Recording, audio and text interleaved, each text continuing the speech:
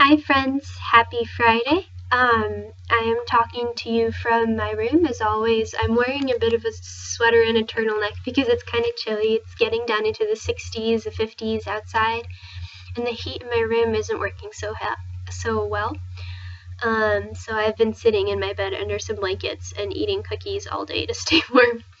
But tomorrow I'll be heading off to a little town in the south of France called Aix-en-Provence.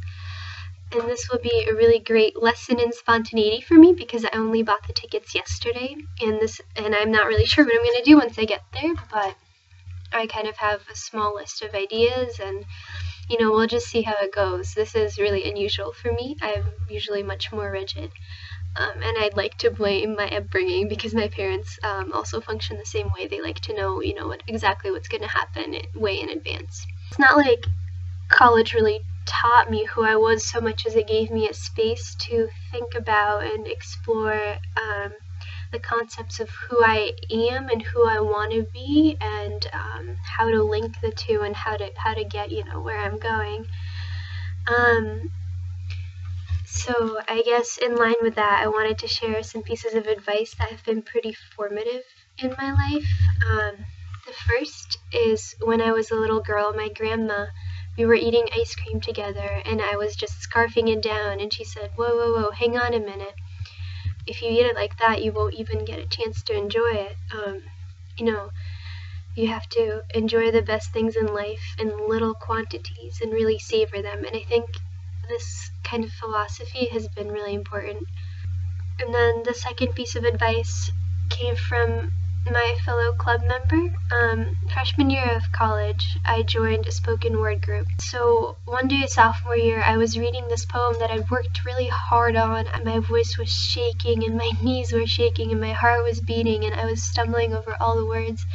And at the end of the poem, Tara said, I feel like the only thing I can really say is that you have to trust your work.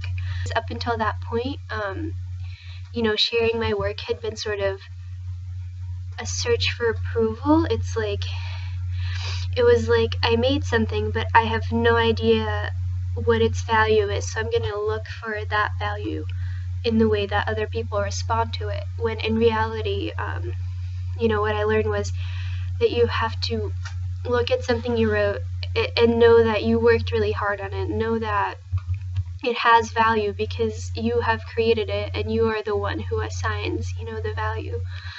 And it has to come from you.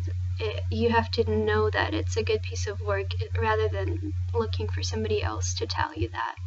And then the third piece of advice I think that was really good is something, I've read a lot of places, I've seen a lot of places, which is that you have to be interested in other people. If you're looking to make friends, if you're looking to make conversation, it should come from a genuine place of interest in other people. And I think for me, it was something that seemed very obvious when I read it, but in real life, I didn't really understand what that meant. I think for me, a lot of my sort of insecurity about talking to other people came from a bizarre kind of self-centeredness. The approach that I've realized is probably better is to think, what about this person is interesting? What do you really want to talk about? What do you want to find out about them? It kind of flipped my world to think of it the other way. Interest in other people is really a position of power. You have the power to talk to anybody, to be interested in anybody, to make conversation with anybody, as opposed to waiting for them, I guess, to come to you.